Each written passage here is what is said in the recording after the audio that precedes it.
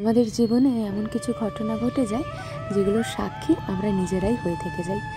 এমন কিছু সম্মুখীন হতে হয় সেগুলো কাউকে কখনো বলাও যায় না, আবার নিজের ভেতরে গুমড়ে গুমড়ে রাখাও যায় না। কিছু কিছু পরিস্থিতিতে নিজেকে এমনভাবে ভেঙে মুচড়ে ফেলে দিতে ইচ্ছে করে, আবার কিছু কিছু সময় গাছের মাথায় চড়ে উঠতে বসে মনে করে। কি খবর ফ্যামিলি, সবাইকে অনেক ভালোবাসা জানিয়ে আরও একটা ভিডিও শুরু করছি। আমি পূজা। আজ হচ্ছে মঙ্গলবার, এখন বাজে ঘড়িতে 9:30। আমি ঘরটা মুছে নিচ্ছি। মানিসোনা যেহেতু সূর্যের সাথে একটু বাইরে খেলাধুলা করছে, আমি বললাম এই ফাঁকে আমি ঘরটা মুছে নিই।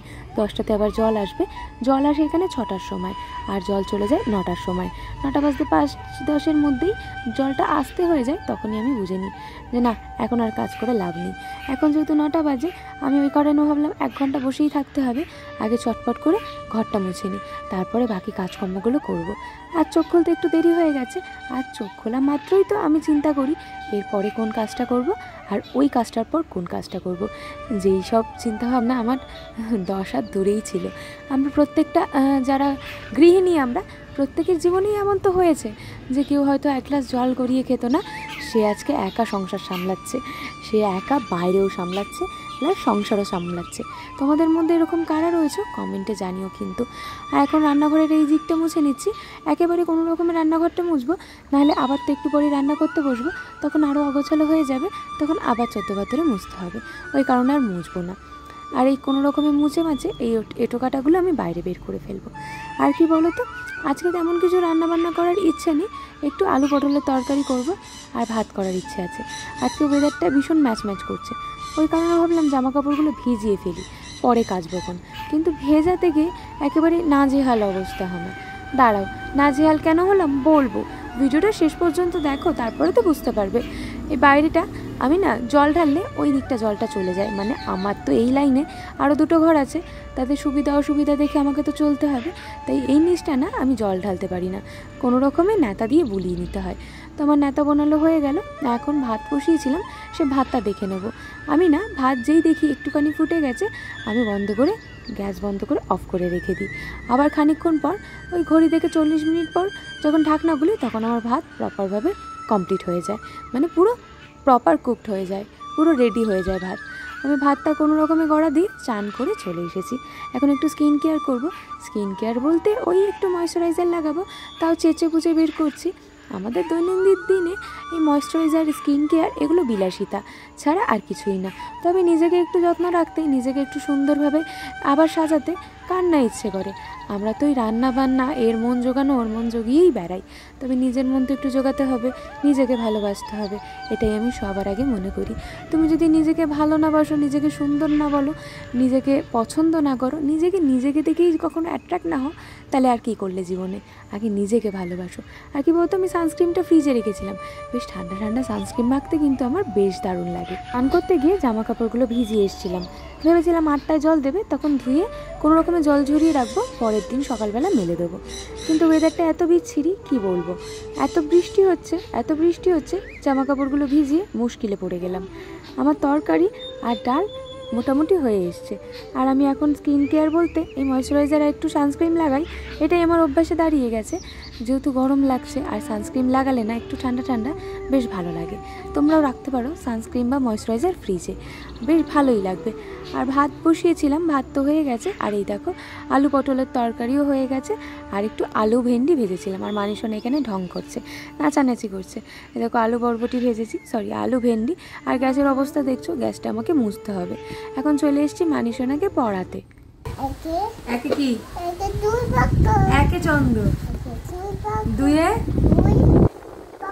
3-এ, 4-এ, 5-এ, 6-এ, 7-এ, 8-এ,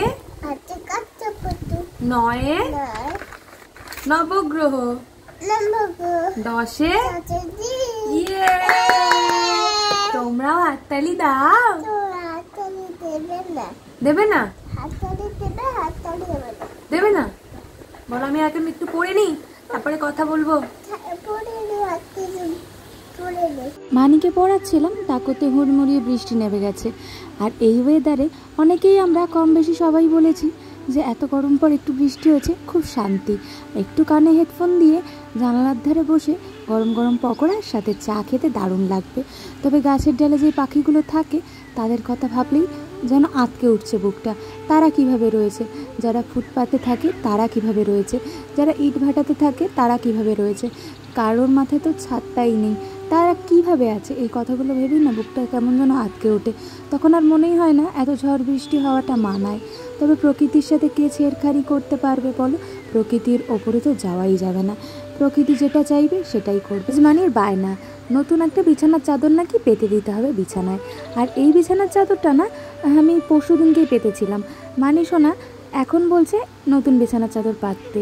তার কারণ আমি মিশো থেকে এই গ্রিন কালারের একটা বিছানার চাদর অর্ডার করেছিলাম, আমার বেশ পছন্দ হয়েছে। আমি এই প্রথমবার নতুন বিছানার চাদরটা এখনই ভাঙবো ভেবেছিলাম, কাল সকালবেলা একেবারে পাতবো, কিন্তু মানি শোনার হবে না, তার আর তর সইল না, তাকে এখনই পেতে দিতে হবে। চলো বিছানার চাদরটা পেতে ফেলি। আর এই সাদা রঙের বিছানার চাদরটা আমার বিছানাতে পাতাই থাকে, তার ওপর থেকে আমি আরেকটা বিছানার চাদর পেতে নিই। আর এক দিদি কমেন্ট করেছে, দিদির নাম হচ্ছে পামেলা ঘোষ। দিদি কমেন্ট করেছে, তোমার এই ভিডিও পাওয়ার জন্য আমি বসে থাকি সারা দিন, খালি ভাবি তুমি কখন ভিডিও দেবে। আমি খেতে বসলেও তোমার ভিডিও দেখি, ঘুমোতে যাওয়ার আগে পর্যন্ত তোমার ভিডিও দেখি, রান্না করতে করতে তোমার ভিডিও দেখি, তোমাকে আমার খুব ভালো লাগে। Thank you so much Pamela di, তোমার নামটা তুমি বলতে বলেছিলে আমার ভিডিওতে, তাই তোমার নাম বললাম। আমার পাশে তোমরা এইভাবে থেকো, আর এত এত ভালোবাসা দেওয়ার জন্য তোমাদের প্রত্যেককে অসংখ্য ধন্যবাদ। তো আমি একে একে সমস্ত কিছু গুছিয়ে নিলাম, আর বিছানার চাদরটা বিছানায় পেতে যেন ঘরের সৌন্দর্যটা আরও বেড়ে গেল। ভাঙাই হোক না, ভাড়া বাড়িই হোক না, সমস্ত জিনিসপত্র যদি অগোছলো থেকে সুন্দর করে রাখা যায়, আর একটা যদি চকচকে খুব কাঁচা বিছানার চাদর পাতা যায়, তাহলে কিন্তু বেশ দারুণ লাগে। আমার কিন্তু এটাই মনে হয়। প্রত্যেক দিন তো আর আমরা নতুন বিছানার চাদর পাততে পারবো না, তবে কাঁচা বিছানার চাদর একেবারে পরিষ্কার টান টান করে বিছানায় যদি পাতা থাকে, বেশ দারুণ লাগে, কিন্তু খুব অ্যাট্রাকটিভ একটা ব্যাপার লাগে। আমার কিন্তু দারুণ লাগে। তোমাদের কার কার ভালো লাগে কমেন্টে জানিও। কিন্তু আমার বিছানা গোছানো কমপ্লিট হয়ে গেছে। এখন মানি সোনার সমস্ত বই খাতাগুলো একটু গোছাচ্ছিলাম, আর ব্ল্যাঙ্কেটগুলো আর কাঁথাগুলো ওই দিকটায় রেখে দিলাম। আর একটা প্লাস্টিক ছিল, সেটা আমি ঢুকিয়ে দিলাম। আর কিছু জামা কাপড় রয়েছে, সেগুলো আমাকে সরিয়ে ফেলতে হবে। কি করব বলো, সমস্ত কাজ তোমাদের সাথে গল্প করতে করতে হয়ে গেল। দেখো কত সুন্দর লাগছে। আর মানি সোনা এখন কিন্তু খুব খুশি হয়ে গেছে যে মা আমার কথায় বিছানার চাদরটা তুমি কিন্তু পাতলে। সবাইকে যখনই ফোন করছে, সবাইকে ভিডিও কল করে ফোনে বলছে, দেখো আমরা বিছানা কিনেছি, দেখো আমরা বিছানা কিনেছি। বাইরের ওয়েদার দেখো, কি বলবো, একেবারে মেঘ গজরাচ্ছে, একেবারে হু হু করছে।